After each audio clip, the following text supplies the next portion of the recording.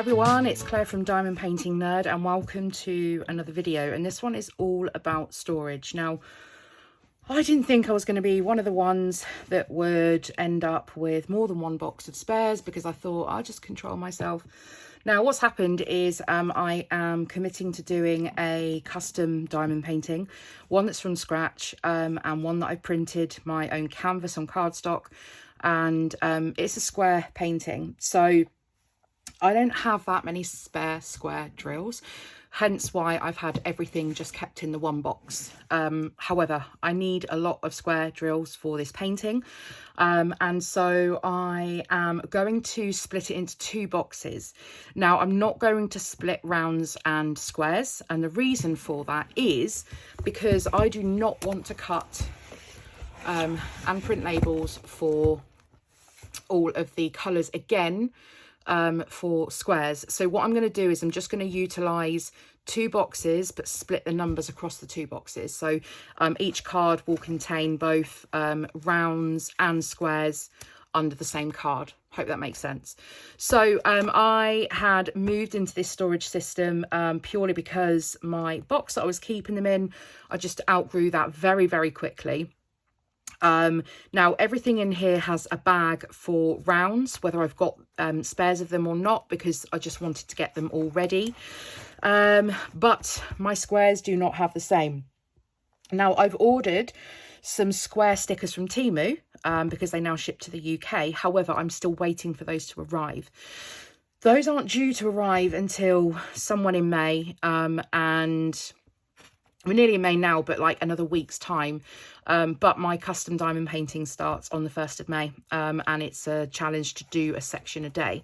So I'm kind of forcing, my hand's been forced that I need to sort this out sooner rather than later. So this storage system, I don't know who the original person was. I've seen quite a few people do this where they use a box and foam board or card, whatever you've got, and just split your drills into sections. These boxes are quite handy. With the bags that I use, I can actually get 4 sections across, which means I've got no wasted space, which is great. I've got a little bit of a gap at this end. I was going to add a bit more foam board here just to support the structure, but once the cards are in there, it's not a problem. So luckily in my craft room, because I am a crafter, doing card oh, that's my watch, doing card making and scrapbook and everything, I've got these boxes already. I had my drills originally in a Mickey Mouse box, but I thought it'd be easier to keep the boxes the same, and since I have 2 of these pink ones, I'm just going to utilize these ones. So I have emptied out what I had in this box originally, and now I'm going to basically replicate the foam board that I have in here into this. So luckily these are supplies that I have on hand, i.e. the foam board and the boxes, so that's not going to cause me any more expense to be able to do this. And as I said, because I'm not doing the I'm just going to grab my cutting mat.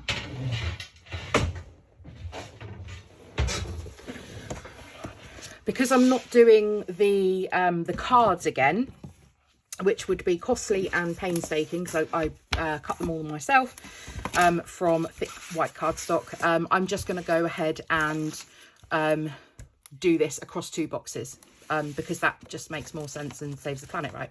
So anyway, I am going to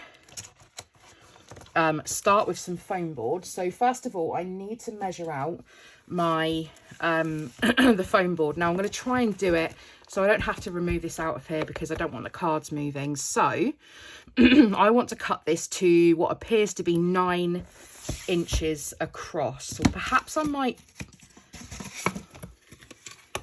let's figure out actually whether I'm going to do the length one first, and all I've got to do for that is just work out the height. So that is going to be, let's do it from the back where it joins. That might be the more sensible option.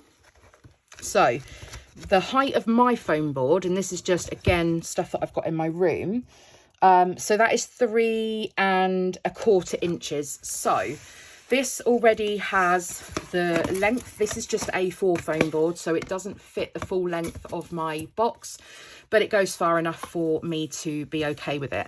So I want to cut these to 3.5 inches. So I'm going to mark at 3.5 inches. Sorry, 3.25 inches, should I say. And then I'm just going to draw a line just so it gives me a guide. Okay, and then I'll grab my craft knife and I will grab, this ruler has a metal edge, which means I can use a knife with it. And then all I'm going to do is just line my ruler back up, hold it down. Now, I can't always do this perfectly because it's foam board and it's not my favourite material to work with, but it does the job and I know that it fits perfectly in the box. So I'm just going to trim those out. And then I have one of my sections ready. And then what I'll do is I'll just use this as this probably isn't the best piece to use because it has got a bit of a dodgy cut edge, but I will just use this as actually I won't on this one because I think I had a fight with that bit when I was cutting it. So I am going to mark up my next one. So what I might as well do is mark up 3.25 and then 7.5. 6.5. Oh, goodness me. It's late. Okay, 3.25 and then 6.5. And then that's going to give me my 2 sections. So I'm going to do the same again. 3.25 and 6.5. And I'm just going to draw those lines just as a guide. And then this is going to give me the... Oh, I've just snapped my pencil. This is going to give me the... And I think... Oh, no, that isn't the end of it. This is going to give me the inserts front to back. So again, I'll just grab my ruler with the metal edge. And I'm going to apply some pressure on that ruler so it doesn't move. I'm then going to just butt my knife up to the edge of it. It doesn't always work out perfectly, so we'll see.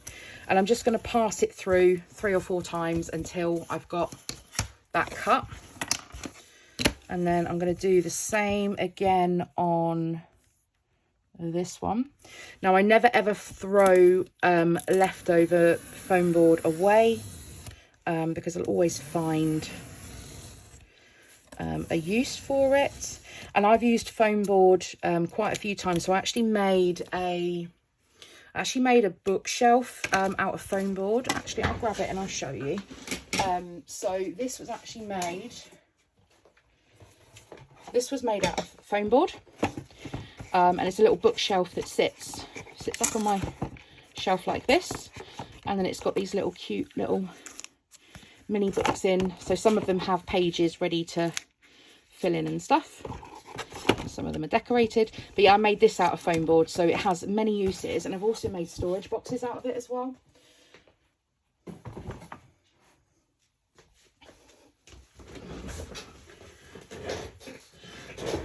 Now, I was going to attempt to make storage boxes out of the foam board for my drills, but it soon became apparent that these are actually quite heavy once you start adding them in. So I thought I'd best go with something a little more sturdy for the minute. So I have my 3 panels. Now, if you really wanted to and you wanted to kind of hide the cut edges on these, you could just use washi tape to cover it up. And I may do that eventually, but just for the minute, for the purpose of this, I just want to get them in my box and done, so I can start kitting up my square drills. So I've purchased some from Art Dot, which is in a previous haul video. What did I say? 9 inches. So I have purchased some from Art Dot, and I need to go through those, so that will be on a separate video, and to get those added to the box.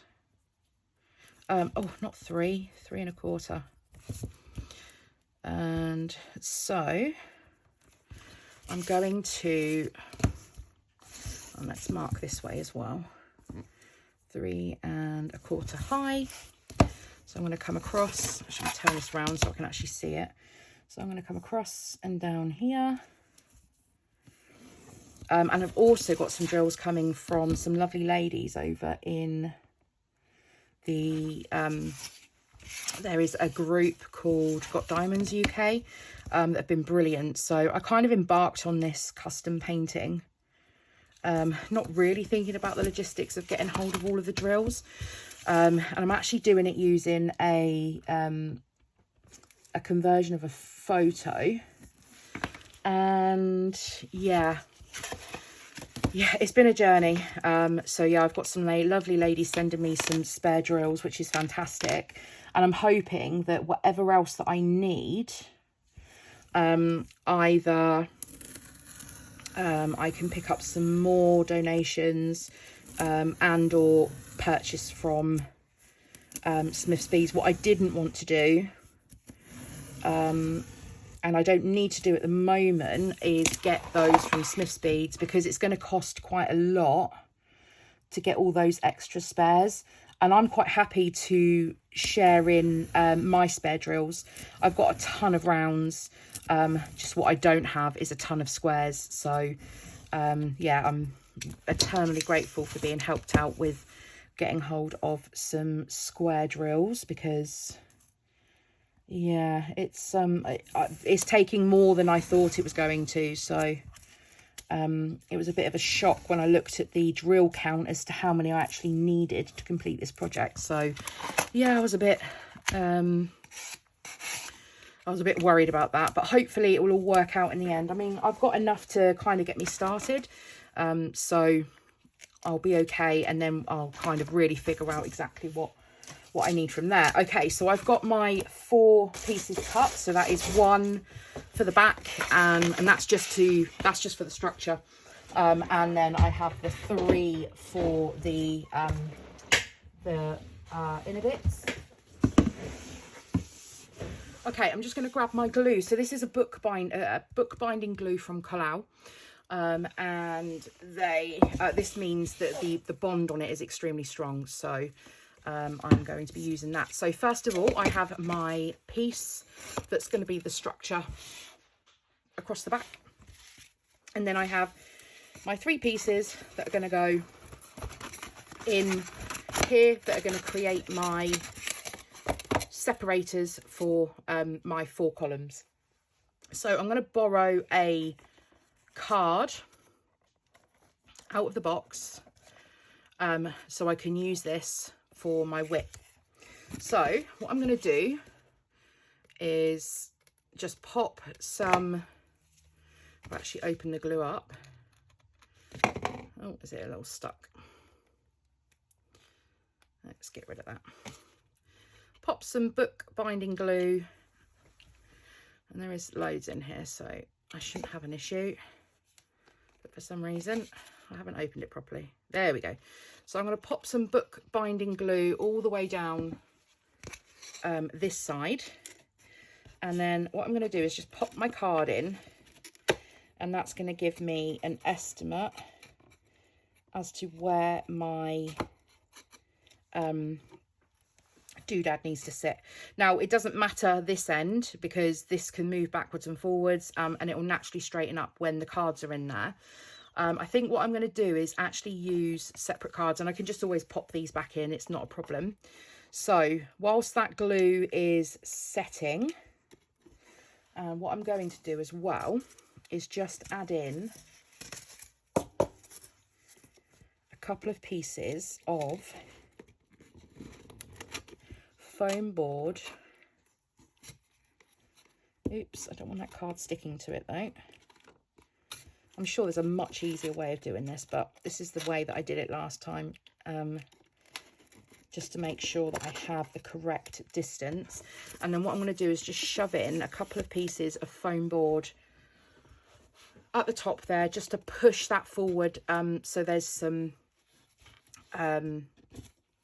tension. Is that the right word? Oops, that's me trying to get my hand in there. Okay, let's just stand that back up. Now that glue doesn't really take that long to dry, so it shouldn't be a problem. And I'm not too precious that I've managed to get glue over the back there, because it will easily, I'll easily just wipe it off. And when it's dry, then it's set. It's not a problem anyway. Okay, so we're going to move on to the next one. So I'm going to pop in another card. So again, that's going to give me an idea of the distance that I'm going to need. When I glue these, I make sure that I go with an edge that is really nice and straight as well. So if you're trying to glue a cut edge, you might find that the edge is not 100% straight, so you may struggle a little more. But this edge is nice and straight, so I'm just going to pop the glue on it, and then I'm just going to slide that in. And this one's going to be a little tighter because obviously I've got that tension with those extra boards on the back. Just making sure that that is touching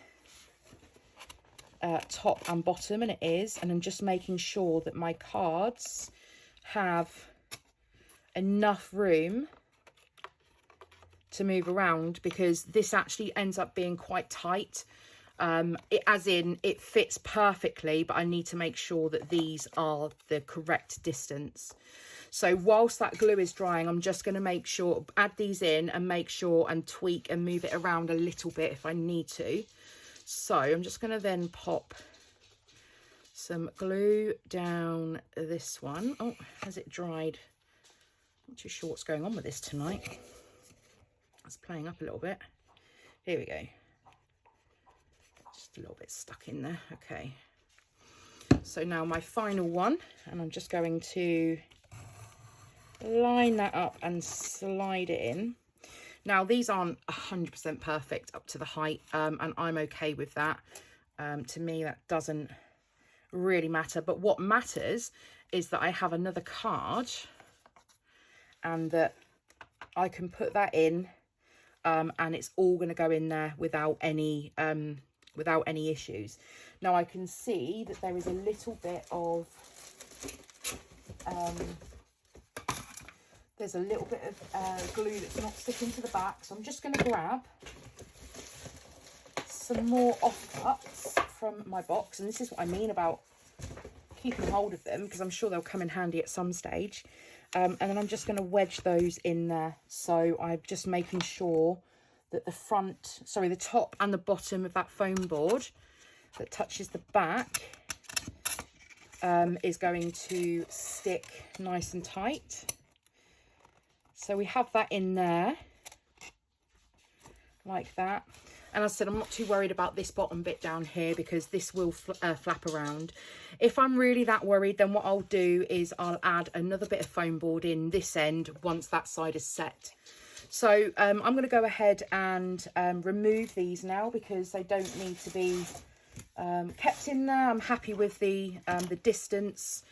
What I'll perhaps do is, rather than trying to get my chunky hand in there, is I'll use a pair of tweezers to retrieve, oh, that's stuck in the glue, to retrieve my cards. And then I will leave this I'll leave this set aside to dry, and then I'll come back, and then we will just check on it and make sure that everything is set and good to go, that we can start adding our drills in. What I'll do in this video is I'll look to split the two boxes, or these ones, across the two boxes, and then perhaps in another video then I'll go through the adding of the new drills that I got from Art Dot, and getting those all bagged up and ready. So stay right where you are. Okay, so I've left that long enough to dry now. I don't think it's 100%, but I'm impatient, so I'm moving on.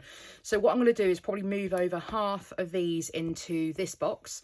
I think the easiest way to do it is just to move over the two right hand columns. And so I'm just going to pick up a section at a time, because I don't want to drop anything. And what we're going to do is, whoa, split these into the 4 sections. So this half can go over here. I'm kind of anticipating that I'll end up with equal amounts by the time I've added my new square drills in. This one's going to be a little tight because that board seems to have moved. That's fine. And we've got an extra bag here, 3814. I'll deal with that in a minute. So I'm just going to move over these cards and bags. But yeah, trying to pick up card and plastic in one fell swoop is not easy, so I might have to do it in smaller little handfuls. So yeah, I think this might be the easiest way, just to split these out over the 2 boxes. As I said, I could have split it by round and square. 3345 card has disappeared on me, so I'm going to have to go and find that. I'm not too sure where that's disappeared to. Confused. I'm sure I'll come across it when I am adding my new drills in. Now it's going to be a little floppy, obviously, initially, because I don't have the rows aren't completely full, but that's okay. I'll make it work. So 3345 is actually here, so I've got a card. There we are. So let's move these across into this section, and you'll see these all fit really nicely in the 4 sections, which I'm really happy with. Come on. So yeah, these are a little floppy down here initially, but they sturdy up. As these fill up, they sturdy up. Okay, and let's add a few more. I'm not precious about where numbers stop and start, to be honest, so I will just go with however it best fits. And then when I'm adding these new drills in, I'll probably have to move these cards around anyway, because it's not all going to work out equally. But this is probably the easiest option for me for the minute, just to move over half of my box so I can get going on this. So 3814 is at the back here. Just pop that bag in there. As I said, I've already got a bag in here for every round. What I don't have is a bag for every square at the moment. Now I'm in a little bit of a dilemma on that front, because I'm waiting for my square stickers to arrive. So I think what I'm going to do in the next video is I'm going to go and I have a few options. I have some spare round stickers, but I want to avoid using those because I'm just going to replace them with square. So I don't really want to do that. And I'm just going to move these over into the next one. And also I don't really want to sit and handwrite 447 cards for all of the DMC colours for square whilst I'm waiting. So I think what I'm going to do is I'm going to chance it, and I'm not going to add numbers to the bags for the squares, and I'm hoping that I don't mess up and put things in the wrong place, because that is going to cause me a huge problem. But I'm hoping that I can just add the bag in behind the card, and then when my square stickers arrive, it will then just be a case of going back through and adding them on. Now, the reason that I'm doing this in 2 separate processes in terms of doing the drills and then adding the numbers on is because I need to sort out the square drills before the 1st of May, which is when the event starts that I'm taking part in. So I need to sort out my square drills before then for my custom, and so I'm going to need to do it prior to my square stickers arriving. So I am going to have to do it and then just go back and add the numbers on when those stickers arrive, maybe in about a week's time. So I've just lost one of the cards, one of the bags as well. So 407. Just plop that in there. Okay, so between the two boxes, I've now kind of split it across the 8 rows. At the back here, I do have some additional 3865 and some 310 as well. So I'm going to potentially just have another box for those ones. I'm not going to keep anything more than a bag full, and these bags are fairly small. They're 4 by 7, I believe. So where are my spares? Here they are. They're not tiny, but they are slightly thicker, and they work perfectly for 4 rows across, which makes me happy. So that's today's video, making a new storage box to be able to split my spare drills across 2 boxes, which has happened far sooner than I thought it was going to and that I'd hoped. But do join me for the next video, which will be me unboxing, and well, I've unboxed these already, but me using kitting these into my spare storage. So it's going to be a bit of a long one because there are obviously lots of packets. There's only 200 drills per packet, but obviously there's one for each colour. So stay tuned for that video. And if you've enjoyed today's video, then give it a thumbs up, subscribe if you're new, hit that bell notification button to find out when I upload my next video, and drop me any comments in the comment section down below. Let me know how you store your drills. Is this similar? As I said, I've seen quite a lot of people do this already with their drills, and it seems to work. The only thing that I need is just separator cards for each 100, 300, that sort of thing, which I will get to eventually, but it is not priority at the moment. So anyway, thanks for joining me, and I'll see you all again next time. Bye.